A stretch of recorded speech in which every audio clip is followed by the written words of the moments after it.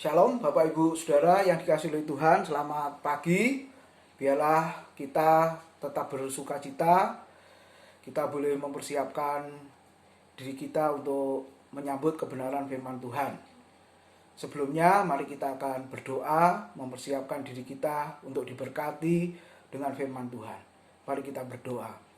Tuhan, kami datang kepadamu, kami mengucap syukur buat kesempatan yang indah pada pagi hari ini. Biarlah pujian kami berkenan di hadapan-Mu, bahkan firman Tuhan sebentar akan menguatkan setiap kami, memberi pertolongan kepada setiap kami di dalam hari-hari kami. Engkau tahu apa yang sedang kami pergumulkan, persoalan, masalah yang menimpa kami, Engkau Allah yang Maha Tahu. Kiranya Tuhan memberi kekuatan pada setiap kami, dan biarlah kebenaran firman Tuhan pada saat ini boleh menolong kami. Terima kasih ya Tuhan, di dalam nama Tuhan Yesus kami sambut firman Tuhan. Amin. Firman Tuhan hari ini terambil di dalam Keluaran pasal 13 ayat 17 sampai dengan ayat yang ke-22. Keluaran 13 ayat 17 sampai 22 yang berbunyi demikian. Setelah Fir'aun membiarkan bangsa itu pergi, Allah tidak menuntun mereka melalui jalan ke negeri orang Filistin, walaupun jalan ini yang paling dekat. Sebab firman Allah, jangan-jangan bangsa itu menyesal apabila mereka menghadapi peperangan, sehingga mereka kembali ke Mesir. Tetapi Allah menuntun bangsa itu berputar melalui jalan di padang gurun menuju ke Laut Teberau. Dengan siap sedia berperang berjalanlah orang Israel dari tanah Mesir. Musa membawa tulang-tulang Yusuf, sebab tadinya Yusuf telah menyuruh anak-anak Israel bersumpah dengan sungguh-sungguh, Allah tentu akan mengindahkan kamu, maka kamu harus membawa tulang-tulangku dari sini. Demikianlah mereka berangkat dari Sukot dan berkemah di Etam, di tepi padang gurun.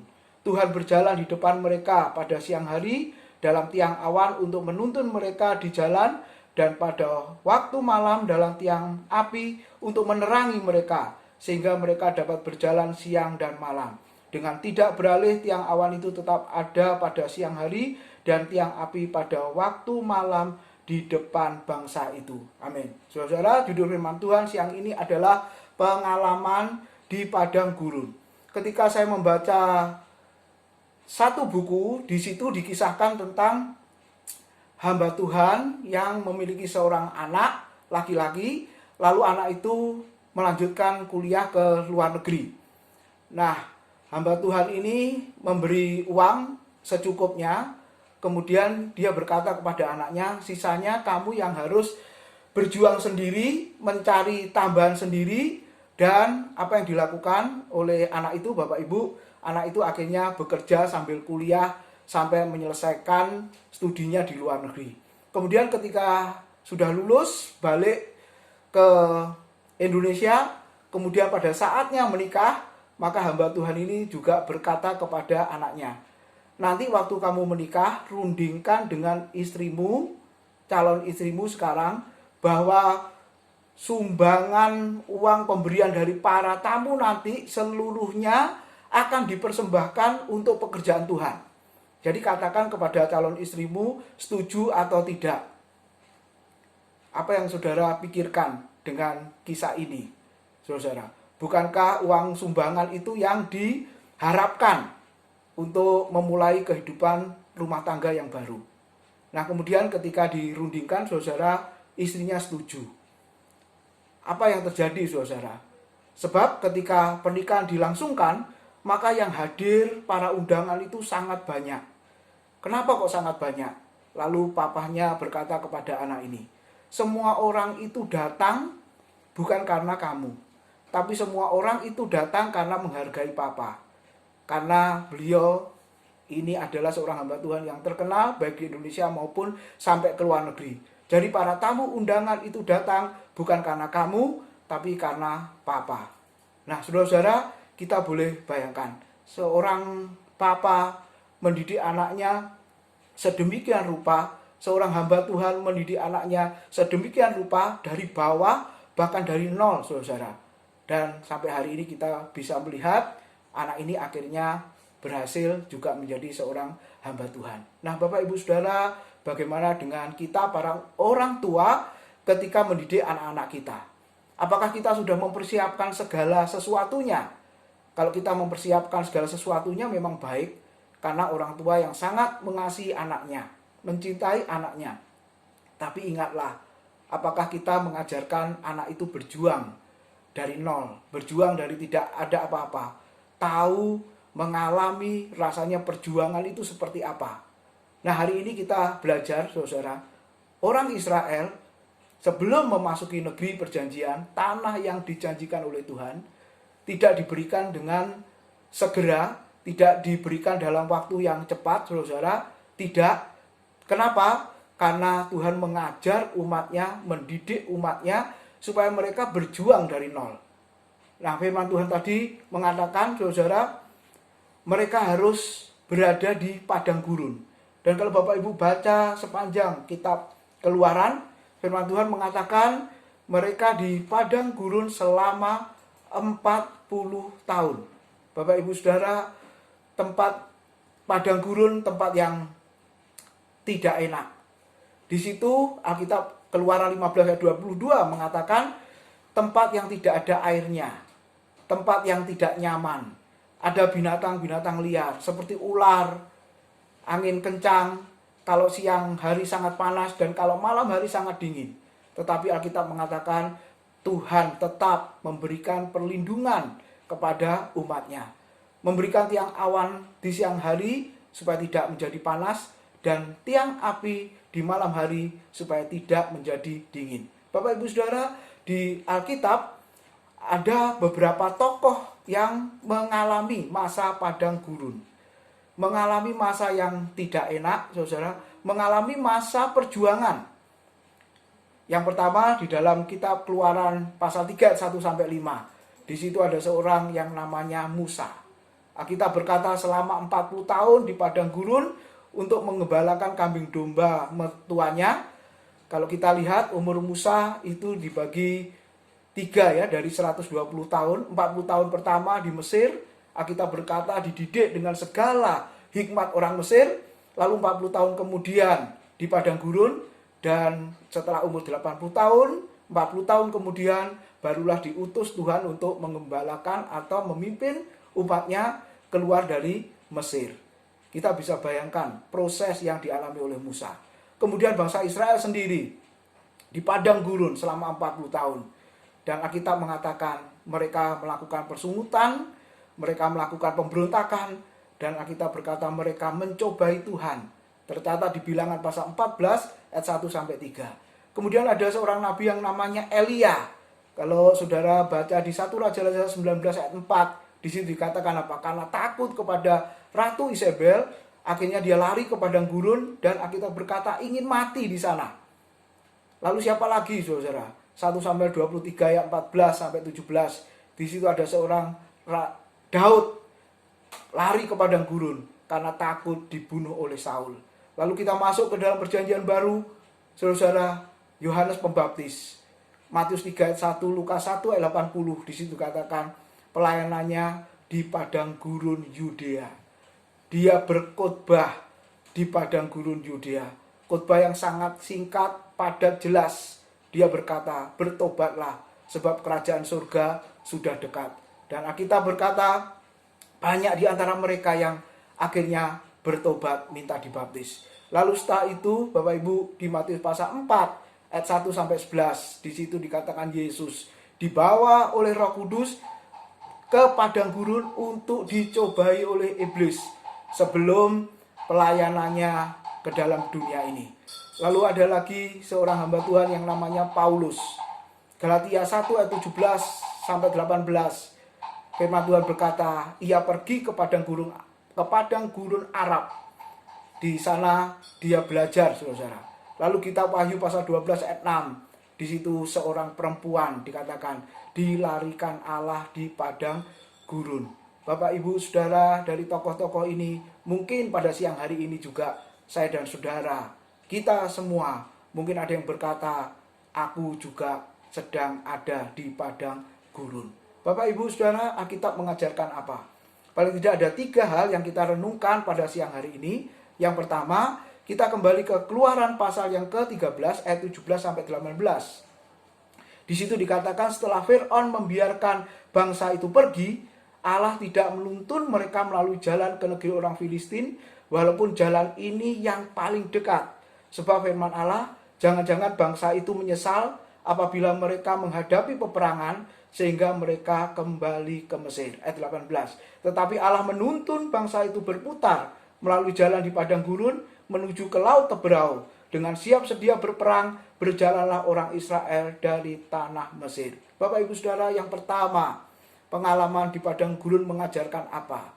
Ternyata umat Tuhan, umat Israel di situ dikatakan dilatih atau diuji. Jadi yang pertama yang kita renungkan adalah padang gurun adalah tempat Allah melatih atau menguji umatnya. Coba kita lihat di dalam Keluaran pasal yang ke-15 ayat 25-26. Keluaran 15 ayat yang ke-25 dan 26. Musa berseru-seru kepada Tuhan, dan Tuhan menunjukkan kepadanya sepotong kayu. Musa melemparkan kayu itu ke dalam air, lalu air itu menjadi manis. Di sanalah diberikan Tuhan ketetapan-ketetapan dan peraturan-peraturan kepada mereka, dan di sanalah Tuhan mencoba mereka, firman-Nya, jika kamu sungguh-sungguh mendengarkan suara Tuhan Allahmu dan melakukan apa yang benar di matanya, dan memasang telingamu kepada perintah-perintahnya, dan tetap mengikuti segala ketetapannya, maka aku tidak akan menimpakan kepadamu penyakit manapun yang telah kutimpakan kepada orang Mesir, sebab aku Tuhanlah yang menyembuhkan engkau. Yang pertama, saudara, padang gurun ternyata merupakan tempat di mana Allah melatih, menguji, bahkan di situ dikatakan mencoba umatnya. Bapak Ibu Saudara, kalau kita lihat di dalam bagian ini,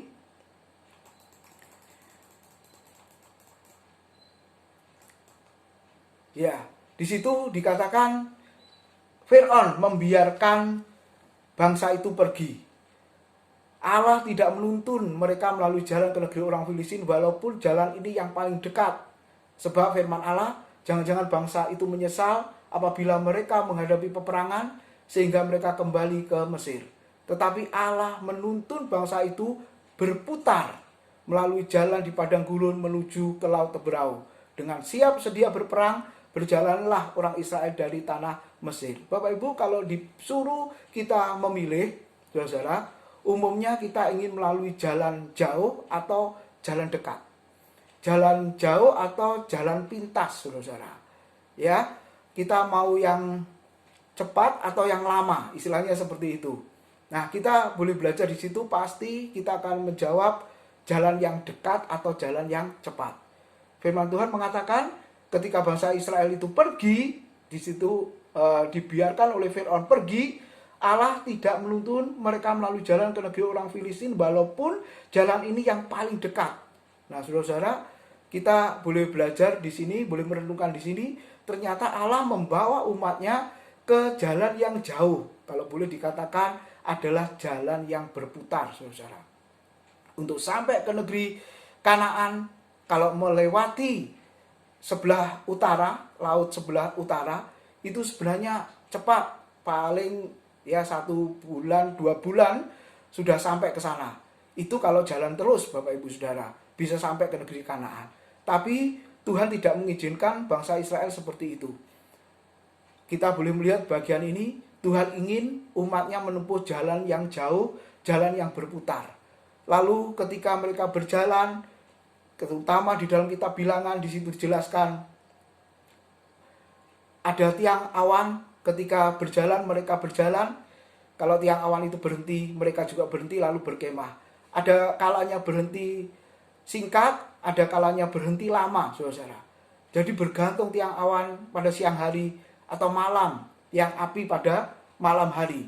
Kalau lama berdiam, maka umat Tuhan juga harus berkemah, berdiam lama di sana. Kalau meninggalkan mereka tiang awan, tiang api, mereka juga berjalan. Tetapi saudara-saudara, kita boleh lihat di sini, ternyata Allah mengizinkan supaya bangsa Israel berjalan berputar. Dengan kata lain, saudara, Tuhan ingin memiliki jalan yang berbeda dengan jalan manusia. Kalau kita lihat Yesaya 55 ayat yang ke-8, di situ dikatakan, sebab rancanganku bukanlah rancanganmu dan jalanmu bukanlah jalanku. Demikianlah firman Tuhan. Bapak Ibu Saudara, bagaimana dengan kehidupan kita? Apakah kita juga mengikuti jalannya Tuhan atau kita mengikuti jalan kita sendiri? Kalau kita mengikuti jalan kita sendiri, kita ingin yang cepat, kita ingin yang instan, Bapak Ibu Saudara, sampai kepada tujuan dalam waktu yang cepat. Tapi ternyata dalam bagian ini Tuhan mengajarkan kita jalan yang jauh, jalan yang berputar, dan itu yang diizinkan, diperintahkan Tuhan untuk umatnya lalui. Bapak Ibu Saudara, jalan Tuhan tidak seperti apa yang kita pikirkan. Apakah jalan Tuhan itu? Kalau kita belajar di dalam perjanjian baru, jalan Kristus adalah jalan penderitaan, via dolorosa, di situ dikatakan. Jalan yang penuh dengan perjuangan, jalan yang penuh dengan tantangan, jalan yang penuh dengan kesulitan. Itulah jalan Tuhan. Bapak Ibu Saudara, kalau jalan iblis, kita boleh lihat mudah, cepat, tapi ujungnya menuju kepada kebinasaan. Kita tinggal pilih, mau yang mana, saudara. Tapi hari ini yang pertama, kalau Tuhan mengizinkan saya dan saudara ada di padang gurun itu, ternyata Tuhan sedang melatih, menguji, mencobai kita semua, terutama lebih tepat adalah menguji kita, supaya kita taat kepada Dia, mengikuti jalan kehendaknya, apa jalan kita sendiri. Lalu yang kedua, saudara, padang gurun merupakan tempat bergantung total kepada Tuhan akan kebutuhan jasmani dan rohani. Coba kita kembali ke dalam Keluaran 13 ayat 21 dan 28. 21 dan 22. Di situ dikatakan, Tuhan berjalan di depan mereka pada siang hari dalam tiang awan untuk menuntun mereka di jalan, dan pada waktu malam dalam tiang api untuk menerangi mereka, sehingga mereka dapat berjalan siang dan malam. 22. Dengan tidak beralih, tiang awan itu tetap ada pada siang hari dan tiang api pada waktu malam di depan bangsa itu. Yang kedua, saudara, padang gurun adalah tempat bergantung total kepada Tuhan akan kebutuhan jasmani dan rohani. Kalau kita lihat padang gurun saat itu orang Israel melaluinya adalah padang gurun yang sangat luas. Padang gurun yang satu menuju melewati padang gurun yang lain sampai ke Kanaan. Bapak Ibu Saudara, kita boleh belajar di situ apa yang dibutuhkan oleh umat Tuhan pada masa itu. Alkitab memberitahu kepada kita, ternyata secara jasmani Tuhan memelihara mereka. Kalau kita baca di Alkitab, ketika mereka umat Tuhan di padang gurun, beberapa kali mereka bertengkar dengan Musa dan Harun. Masalahnya makanan dan minuman. Ketika tidak ada minuman, mereka marah kepada Musa. Mereka tidak ada makanan, mereka juga marah kepada Musa. Dan kita harus ingat, saudara, ketika umat Tuhan marah kepada hambanya, kepada hamba Tuhan, itu sama juga marahnya kepada Tuhan. Ketika mereka bersungut-sungut kepada Musa, sebenarnya mereka bersungut-sungut kepada Tuhan.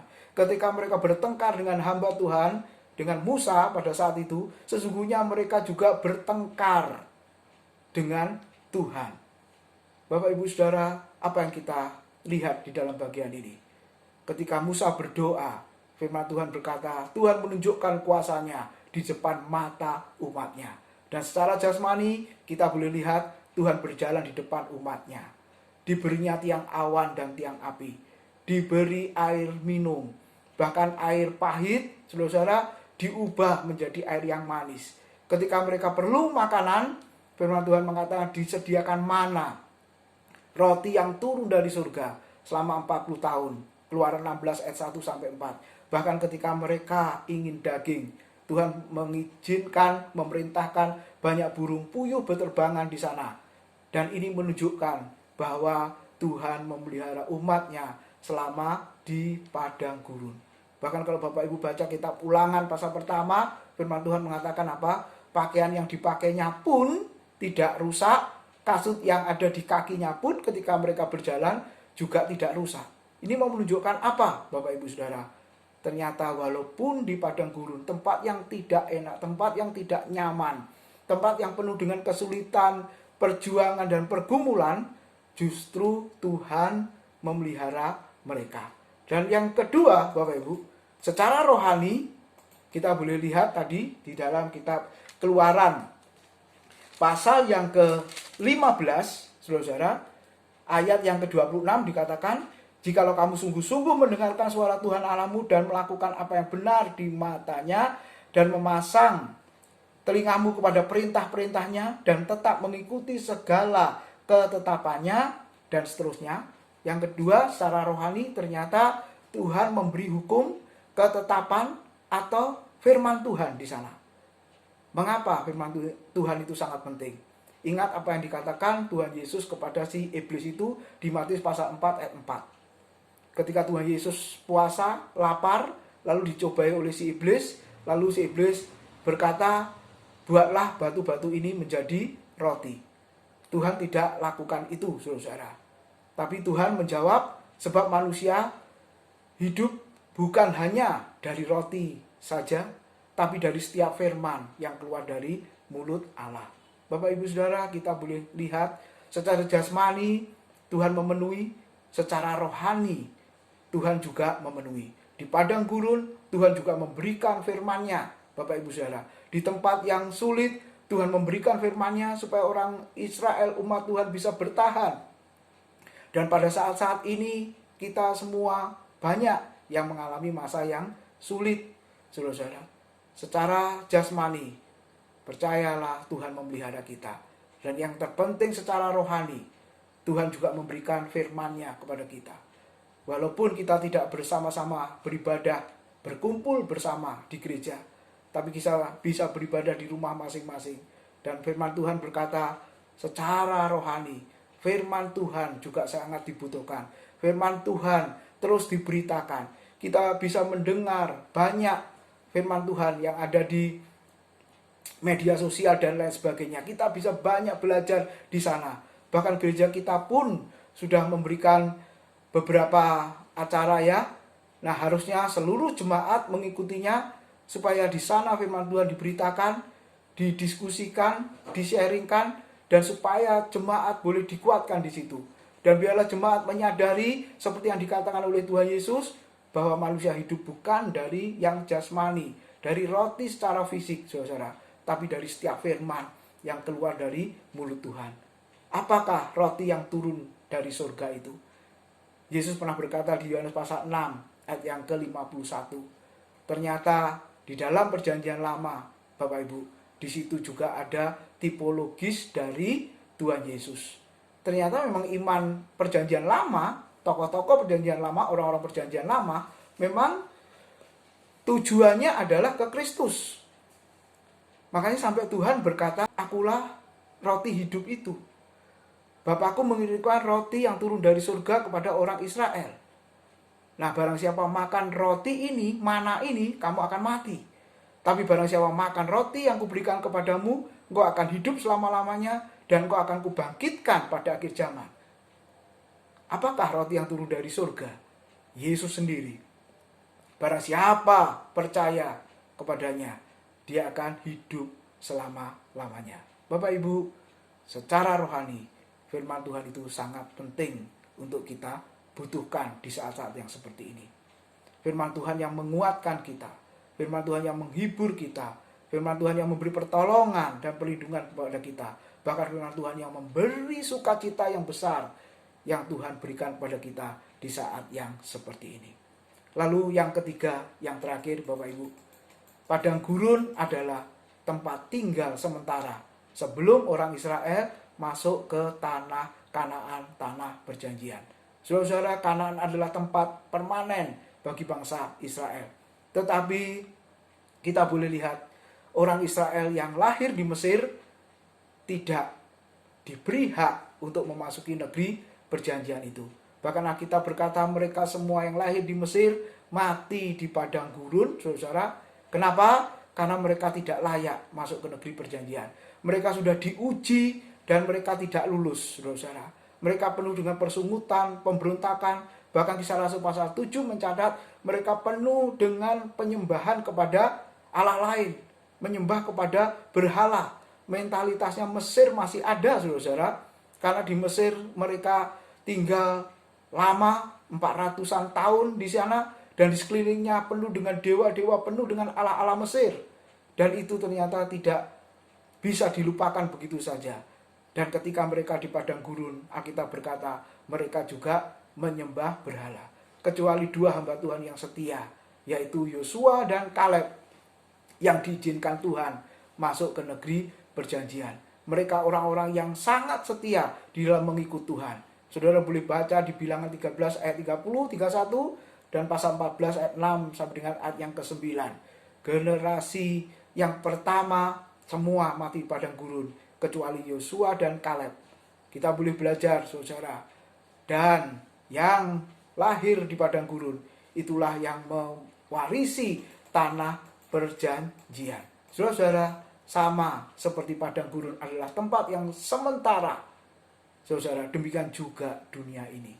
Dunia dengan segala permasalahannya sekarang adalah tempat yang sementara. Dunia dengan segala kesulitan, dunia dengan segala penderitaan dan lain sebagainya, itu adalah tempat yang sementara.